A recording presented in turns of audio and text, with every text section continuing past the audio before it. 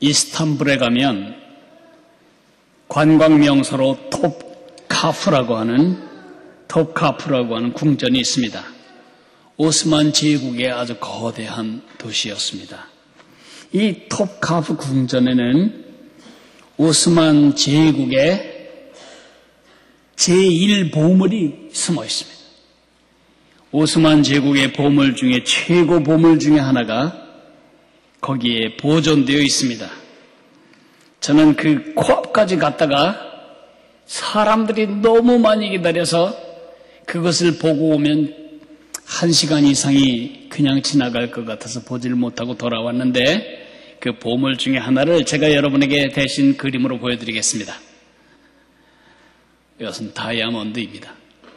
세계에서 현재 존재하는 다이아몬드 중에 네 번째로 큰 86캐럿짜리 다이아몬드입니다. 저는 이 다이아몬드가 86캐럿인지 100캐럿인지 제게 별로 관계가 없습니다만은 제게 관계 있는 것은 뭐냐 하면 이 다이아몬드의 이름입니다. 이 국보 다이아몬드의 이름이 아주 촌스럽습니다. 숟가락 다이아몬드입니다. 영어로 스푼 메이커스 다이아몬드. 왜 이 국보에 이렇게 촌딱 같은 이름이 붙었을까요? 한 어부가 어느 날 강가를 지나가다가 빛이 나는 돌멩이 하나를 주셨습니다. 보통 돌멩이하고 달라서 보니까 돌멩이인데 조금 색깔이 다른 돌멩이였습니다.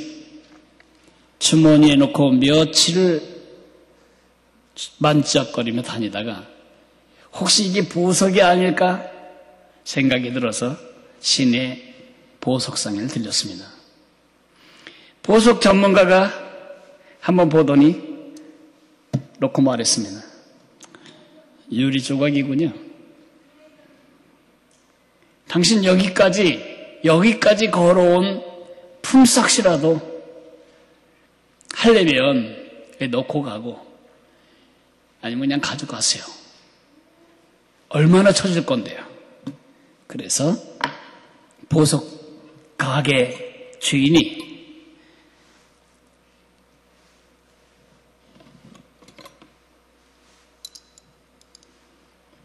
아주 큰 힘까지 써서 새겨드리죠. 이 남자는 그 유리 조각을 주고 이 반짝이는 스푼 3개를 얻어가지고 너무 좋아서 집에 온 것입니다. 그래서 그 다이아몬드 이름이 숟가락, 스푼 다이아몬드 혹은 스푼 메이커스 다이아몬드라고 부릅니다. 에이구, 그것도 눈이라고 달고 다니나 진짜. 그렇게 생각하는 우리는 어떻습니까? 우리는 그보다 낫습니까?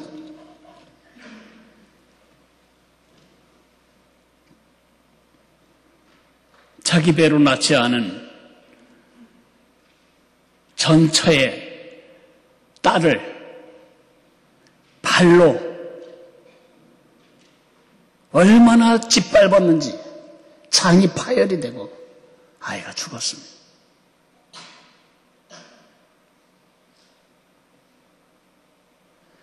그 보배로운 생명이 한 여자의 미움으로 죽었습니다. 아버지가 게임방에 빠져가지고 아이 밥을 안 줘서 아이가 굶어 죽었습니다. 우리가 이런 사회에 살고 있습니다. 그분들에게 그 아이는 숟가락 하나만큼도 가치가 없었습니다. 세월호 선장님 5만원짜리하고 만원짜리가 물에 젖어서 속상했습니다.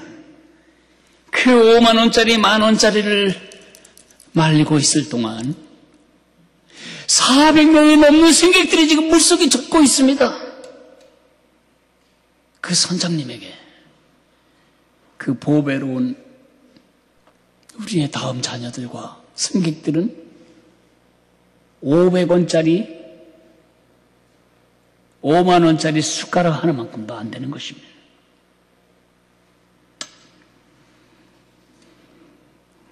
얼마나 많은 세상의 부모들은 강아지를 키우듯이 자식을 키웁니다. 그 보배로운 자녀를 내 꿈을 이루고 내 소원을 대리 성취하는 내 장난감처럼 내 애완동물처럼 자녀를 키우고 싶어 합니다. 우리 사회는 선진사회가 아닌 게 분명하게 이번에 드러났습니다. 아이들의 보배로움을 보지 못하는 사회는 미개한 사회입니다. 우리 사회만 그런가요? 우리 자신은 어떤가요? 보배를 숟가락으로 바꾸듯이 우리에게 주신 이 소중한 다음 세대, 우리 어린 자녀들을 어리석게 바꾸지 않으려면 어떻게 해야 할까요? 그 질문에 대한 대답을 오늘 성경에서 찾겠습니다. 출애굽기 2장 1절에서 10절 말씀입니다. 모두 성경을 펴시기 바랍니다.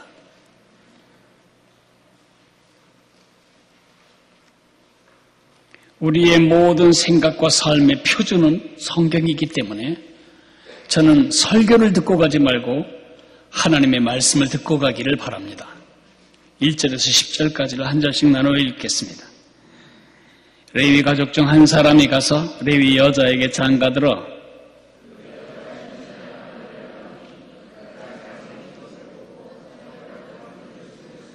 더 숨길 수 없게 되매 그를 위하여 갈대 상자를 가져다가 역청과 나무 진을 칠하고 아기를 거기에 담아 나일강 갈대 사이에 두고 바로의 딸이 목욕하러 나일강으로 내려오고 시녀들은 나일강가를 거닐 때에 그가 갈대 사이의 상자를 보고 시녀를 보내어 가져다가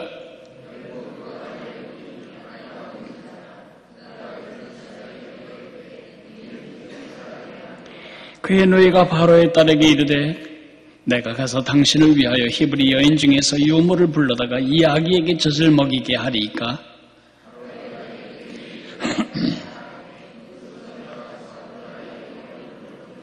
바로의 딸이 그에게 이르되 이 아기를 데려다가 나를 위하여 젖을 먹이라. 내가 그 싹을 주리라.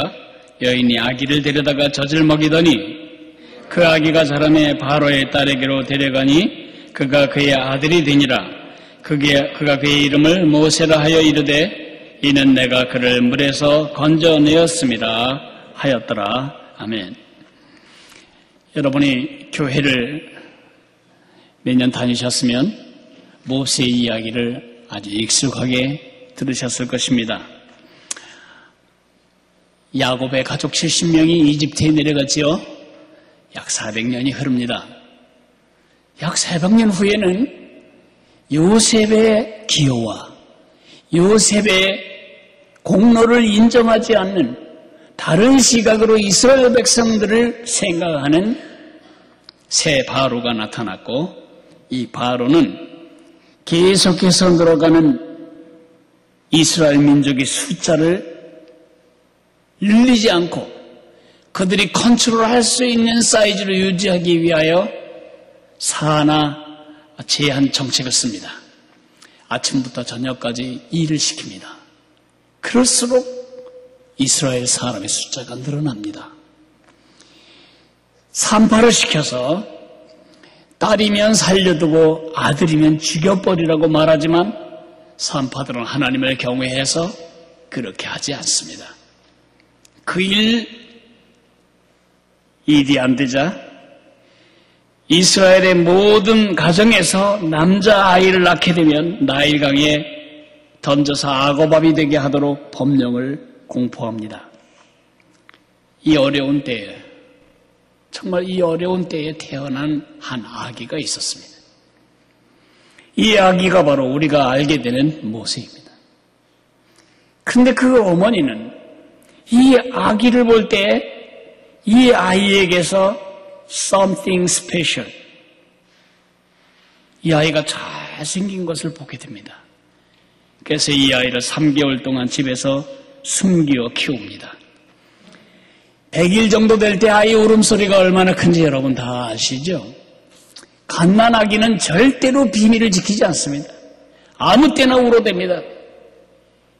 간이 콩알만큼 쪼아들도록 이 가족들은 긴장하며 3개월 동안을 아기를 숨겨 키우다가 더 이상 키울 수 없게 되었을 때에 나일강의 갈대 바구니, 그 갈대 바구니에 역청을 칠해서 물이 새 들어오지 않도록 방수를 하고 그 안에 아기를 눕히고 그리고 그 아기를 공주가 때때로 목욕하러 나오는 산책로, 목욕로 근처에 띄우고 큰딸 미디암이 멀리서 그것을 지켜보게 합니다.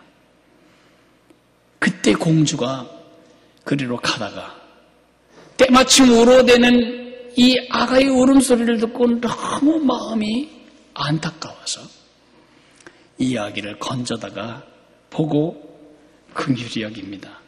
그때 미디암, 모세의 큰 누나가 쫓아가서 제가 히브리 여인 중에 이 아기 젖먹일 유모 좀 데려올까요? 젖 잘 나오는 유모? 그렇게 하거라. 미디암은 집으로 달려왔고 모세를 낳은 생모 요게벳은 그 아기를 다시 안게 됩니다. 공주는 아무것도 모른 채 이렇게 말합니다. 이 아이를 나를 위해 젖먹이거라. 내가 그 싹쓸 주리라.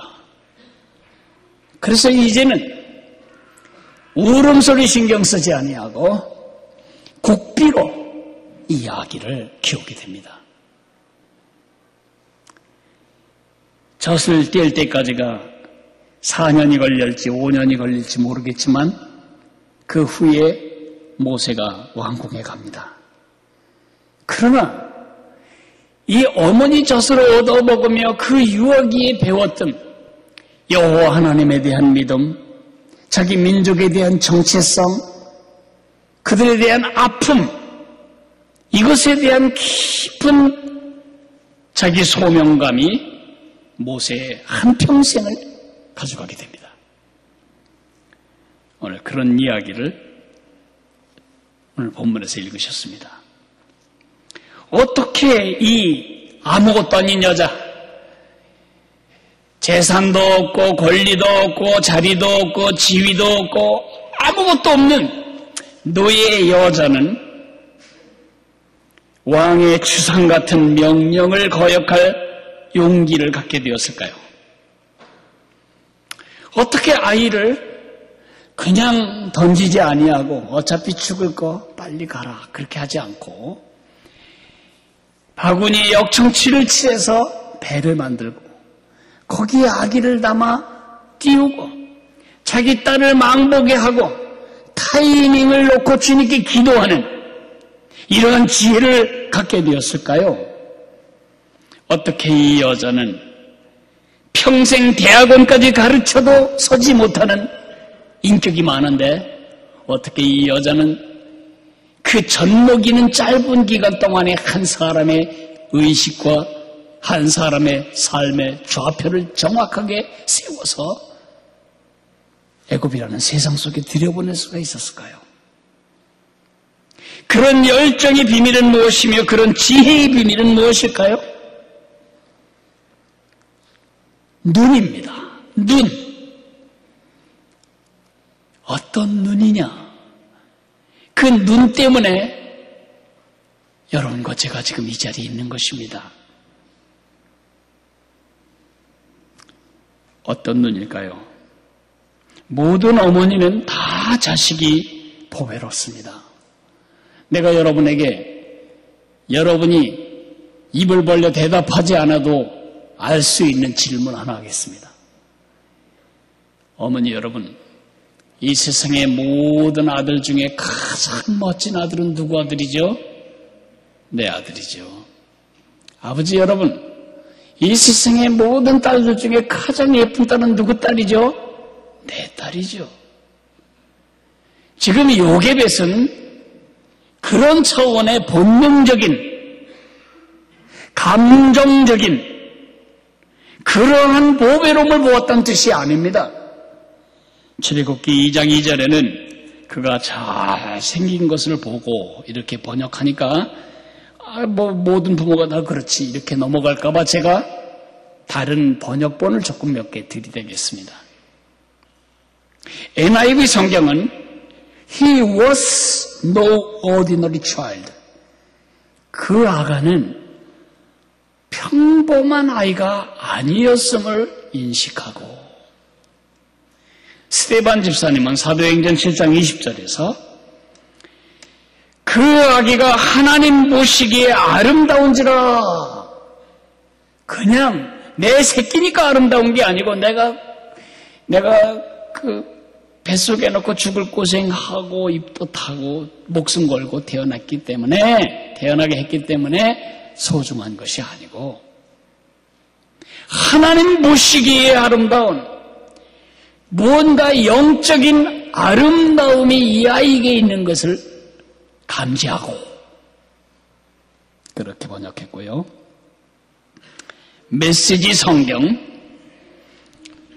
She saw something special in him. 그녀는 아들 속에 무언가 특별한 것이 있다는 사실을 감지하고, 뭐죠? 본능적인 그러한 보배로움이 아닙니다. 모든 엄마들이 갖는 그런 본능적인 보배로움이 아닙니다. 그렇다고 이 아이 잘 키워서 내 때는 고생했지만 얘 때는 고생하지 않고, 내 때는 가문이 형편없었지만 이 아이 때는 가문이 펼 거다, 이런 써먹기 위한 실용적인 가치로서의 보배로움이 아니고 하나님의 관점에서 느끼는 보배로움을 이 여인은 감지하고 있었다는 것입니다. 그게 뭘까요? 이것이 바로 우리가 정확하게 정리하고 넘어가야 할 보배로움 본질입니다. 86캐럿짜리 다이아몬드를 숟가락 3개로 바꾸는 어리석었던 어부와 같이 되지 아니하려면, 첫째로는 이 아이가 하나님의 작품이라는 것을 보아야 합니다. 이 아이가 하나님의 작품이다.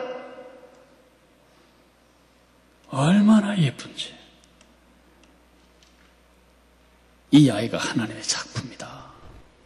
여기 있는 이 아이 말고 바로 여러분 안에 있는 여러분 자녀를 말하는 것이고 우리 교회에 자라는 우리 아이들을 말하는 것입니다. 중국에도 없습니다. 천국에도 없습니다. 미국에도 없습니다.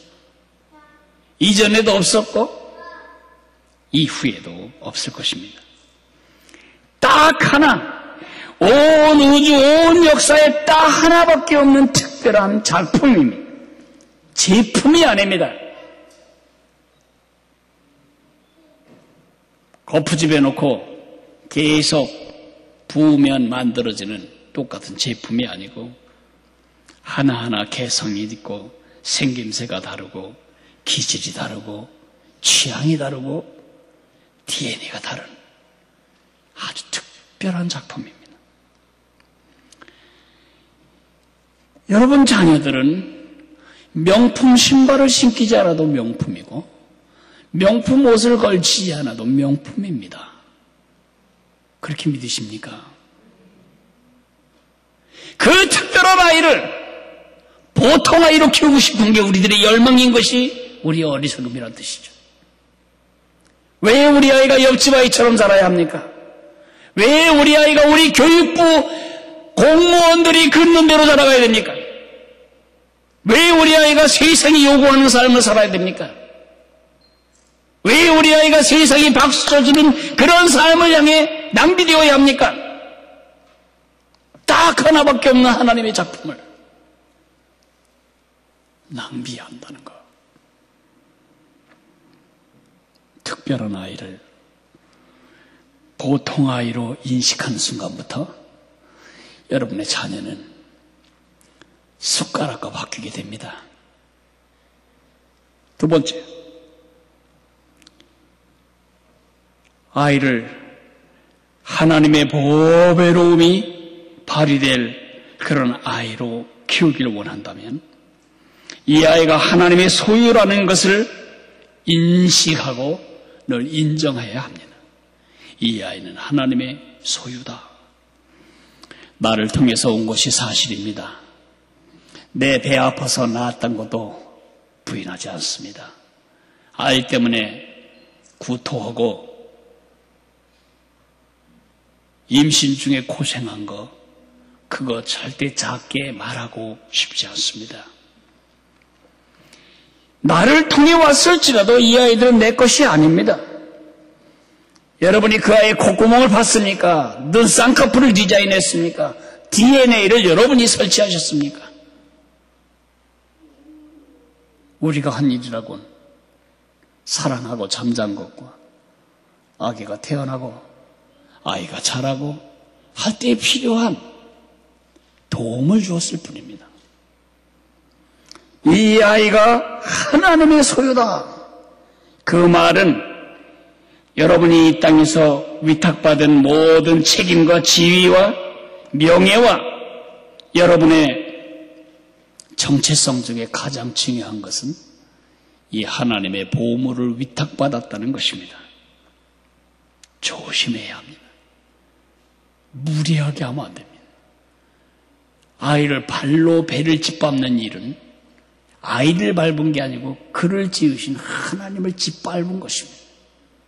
아이를 때려 죽인 것은 하나님의 면전을 후려친 것입니다. 바로의 딸이 이렇게 말합니다. 이 아이를 데려다가 나를 위하여 젖을 먹이라. 내가 그 싹을 주리라.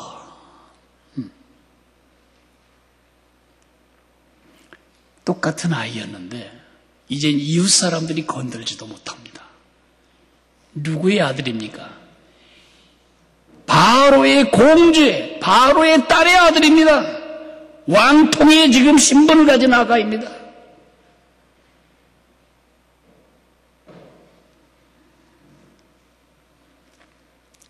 운다고 따귀를 때리겠습니까? 말 안 듣는다고 해처리로 종아리를 치겠습니까? 공주의 아들인데 우리 아이들 하나님의 것입니다.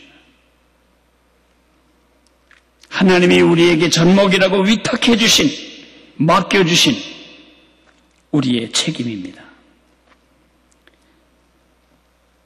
아이를 낭비하지 않으려면, 아이의 보배로움을 낭비하지 않으려면 아이가 하나님의 작품이라는 것과 하나님의 소유라는 것뿐만 아니라 아이가 하나님 계획이라는 사실을 인정해야 합니다. 이 아이 속에 하나님의 계획이 들어있다. 이 아이 속에 하나님의 계획이 들어있다. 하나님의 계획을 개의치 않고 내 계획을 이 아이를 통해 이루기를 원하거나 내 꿈을 대신 성취하기를 원하거나 내 자존심을 세우거나 내 체면을 세우거나 내 망가진 옛 정체성을 이 아이를 통해 복구하거나 모두가 다 선장처럼 아이를 낭비하는 것입니다. 세상의 요구대로 살아가게 하려고, 세상의 가치로 아이가 살아가게 하기 위하여, 아이들을 지금 세상의 틀 안에 놓고 지금 몰딩을 하고 있는데, 세상의 사람으로 빚어가고 있는데, 좋은 대학만 가면 인생 다 펼쳐질 줄 알고, 좋은 직장만 들어가면 인생이 이제 극락의 천국의 유토피아에 이른 것처럼 우리가 생각하고 자식을 키운다면 우린 낭비하는 겁니다. 밥 퍼먹는 숟가락에 그 비싼 아이를 파는 것입니다. 그 아이가 태어난 것이 이 숟가락에 더 기름진 음식, 더 많은 음식 얹어 놓으라고 이 땅에 나왔습니까?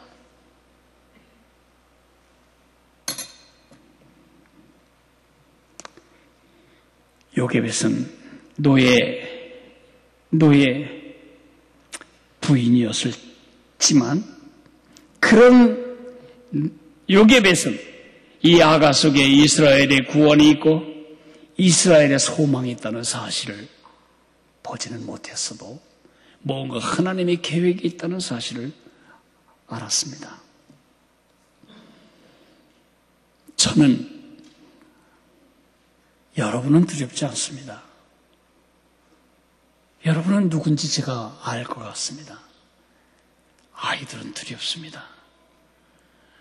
나는 제가 유아 세례주는 그 아기가 누군지 절대 모릅니다. 저는 제가 안고 축복하는 그 아이가 이 다음에 어떤 사람이 될지 저는 모릅니다. 저는 제가 머리 쓰다듬는 그 아이가 어떤 아이가 될지 결코 모릅니다.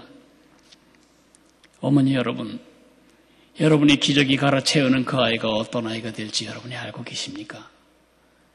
아버지 여러분, 여러분이 아침부터 저녁까지 애써 번 돈으로 먹이고 있는 그 아이가 어떤 아이가 되는지 여러분 지금 알고 계십니까? 모릅니다. 그래서 우리는 긴장해야 하는 것입니다. 부모들의 제일 큰 죄가 뭘까? 주어를 바꿔치기 하는 것입니다. My precious. 근데 그걸 누가 말했냐고? 내가 말해, 내가 보기에 my precious가 되게 만들면 안 되는 것입니다. 하나님이 보시기에 my precious, 나의 보배. 이걸 하나님을 깎아내고 하나님의 보배가 아닌 나의 보배로 전락시키는 순간부터 우리는 보배로움을 낭비하고 있는 것입니다. 말씀을 마무리하면서 제가 로마 제국 말기의 두 어머니 얘기를 잠깐 하겠습니다. 한 엄마 이름은 아그리피나라고 하는 여자였습니다. 이 아그리피나는 자기 아들을 너무너무 사랑했습니다. 아들을 볼 때마다 my precious, 너무 소중해, 아주 소중해, 기가 막히게 소중해, 목숨처럼 소중해. 그래서 이 아들을 빨리 황제로 세우기 위해서 자기 남편을 암살해버립니다. 그리고 아들 네로를 로마 제국의 황제로 세웁니다. 너무 precious, 너무 자식이 귀해, 남편보다 귀하고 아버지보다 귀하고 세상보다 더 귀해. 이거 우상입니다. 우상. My precious를 잘못하면 나의 우상, 그렇게 됩니다. 어떻게 됐을까요? 네로의 손에 살해당했습니다. 아들의 손에. 그러나 my precious가 아니고 his precious. 이 아이가 하나님 보시기에 소중한 보배다. 그렇게 생각했던 모니카라는 여자가 있습니다. 탕자가 되어 제 멋대로 살아가던 아들을 13년 동안 가슴에 끌어안고 눈물로 기도했던 오거스틴의 어머니 모니카. 이 아이는 주님의 것입니다. 이 아이에게는 주님의 계획이 있습니다. 이 아이는 주님이 만드셨습니다. 하나님의 보배입니다. 그렇게 내 보배가 아닌 하나님의 보배로 자식을 키웠던 모니카. 기독교의 역사를 바꾸는 성 오구스틴의 어머니 되었습니다. 84캐럿의 다이아몬드를 스푼 3개로 바꾸지 않아야 하듯이 주님의 보배를 내 보배로 바꾸지 않아야 할 것입니다. 우리 다 같이 일어나서 찬송 부르겠습니다. 564장을 부르겠습니다.